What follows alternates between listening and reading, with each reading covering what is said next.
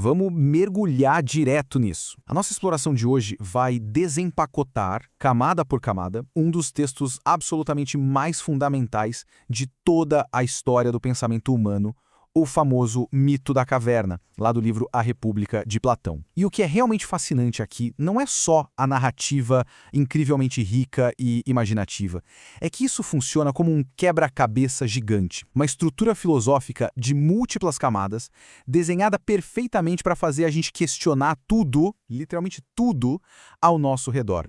E para começar a entender o impacto gigantesco dessa obra, a gente precisa encarar uma pergunta bem provocativa. E se a realidade for, no fim das contas, só uma ilusão? Pode até parecer um enredo de filme de ficção científica moderna, né?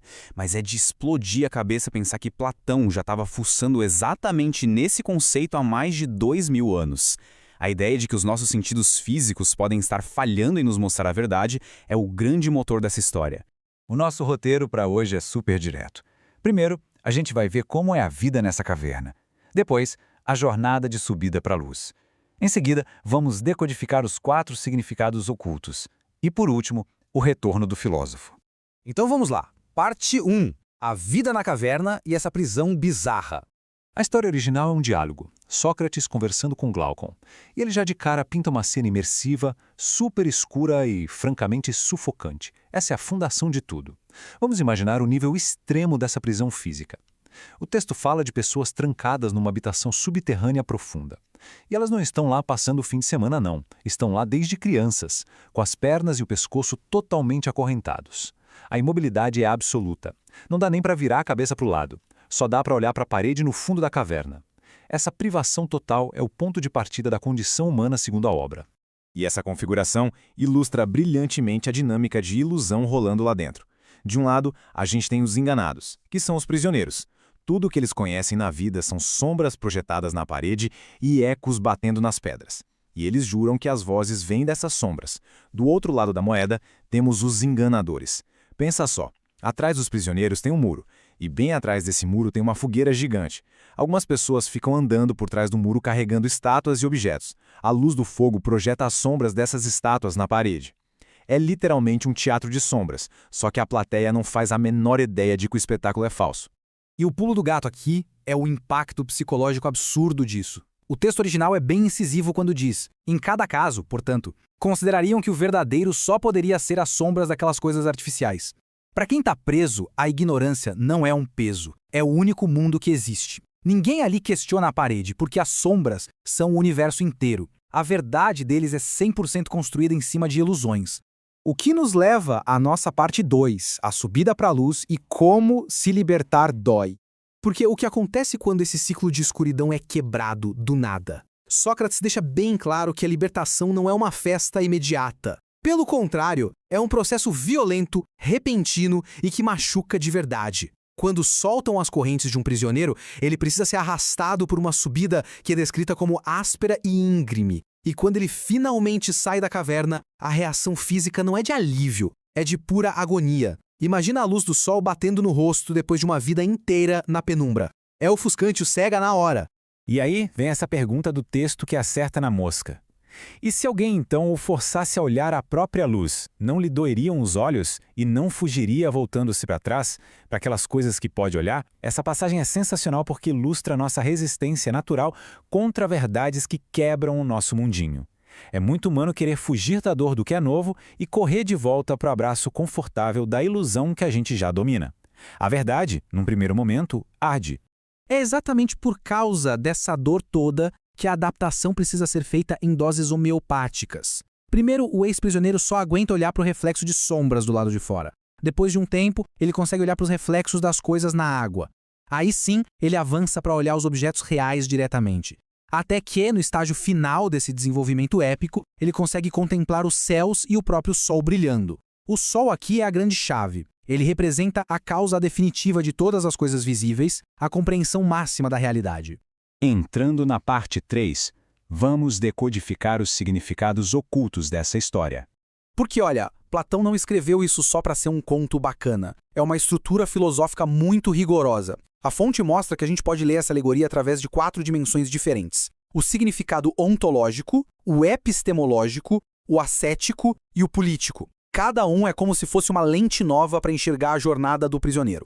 Vamos começar pelo significado ontológico, que basicamente estuda a natureza da realidade. A genialidade platônica aqui cria um mapa impecável. O interior da caverna é o nosso mundo físico, o mundo sensível, onde as sombras são apenas aparências e as estátuas são as coisas que a gente consegue tocar. Já o mundo lá fora, brilhante, é o mundo das ideias puras, as verdadeiras realidades.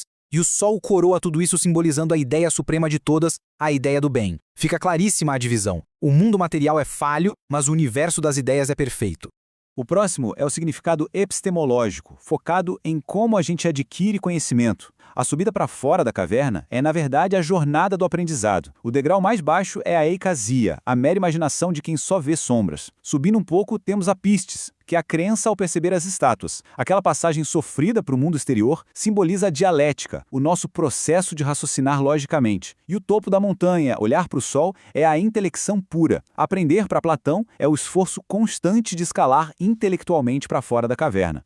O terceiro pilar é o significado ascético. Aqui a conversa é sobre elevação espiritual. A vida lá embaixo, presa, é uma metáfora pesada para uma vida que só liga para os prazeres materiais e ilusões terrenas. Em total contraste, viver na luz é a vida no espírito, é a contemplação divina. É uma conversão completa. A gente tira o foco daquilo que apodrece e some e aponta para os valores que são eternos e elevados. E chegamos à última fase, a parte 4, o retorno do filósofo. Por que a jornada não acaba quando o cara alcança a paz iluminada lá fora? De jeito nenhum. É aqui que o significado político da obra entra com tudo, e a coisa fica perigosa. Platão bate na tecla de que o conhecimento não é um troféu para se guardar egoístamente. Existe um dever. Quem se instruiu tem que descer de volta para o buraco escuro, sacrificando a própria paz com um único objetivo: tentar libertar os outros que continuam escravos das sombras. É uma visão incrível onde o poder político e a liderança são, acima de tudo, um serviço de resgate para a comunidade, e não uma ferramenta de dominação. Mas cá entre nós, as consequências desse retorno são trágicas. A readaptação é brutal. O filósofo desce da luz vibrante direto para o breu, e adivinha? Os olhos dele não funcionam mais lá dentro. Ele tropeça, fica desorientado e perde feio nas competições de adivinhar sombras que os prisioneiros fazem. O resultado? A galera acorrentada acha que ele ficou maluco, que ir lá para fora estragou a cabeça dele e que a luz é uma coisa destrutiva. A simples tentativa de ajudar atrai um ódio absurdo. E esse ódio não fica só nas piadinhas. Olha só essa citação do texto, chega a dar um arrepio. E quem tentasse soltá-los e levá-los para cima, caso pudessem agarrá-lo com suas mãos, não o matariam? É pesado, né? E a conexão histórica aqui é escancarada. Essa hipótese narrada na caverna é um paralelo direto com o que aconteceu na vida real com o próprio Sócrates, que foi julgado e condenado à morte justamente por tentar iluminar e questionar a sociedade da época. E isso amarra o grande ponto de toda essa análise. A estrutura inteira que Platão montou está aí para esfregar na nossa cara que o verdadeiro custo de ver a luz é muito mais alto do que o simples ardor inicial nos olhos. A verdadeira iluminação exige a coragem intelectual de peitar as sombras, sim. Mas muito além disso, exige a bravura de pegar essa luz e levar de volta para a escuridão, mesmo sabendo que a recompensa por tentar libertar os outros pode ser a rejeição mais absoluta. Então a gente fecha com essa provocação milenar. Afinal, a busca pela verdade é o fim de uma jornada ou é só o perigoso começo de outra? Foi muito bom destrinchar isso hoje. Que a coragem de questionar as próprias sombras nunca nos falte.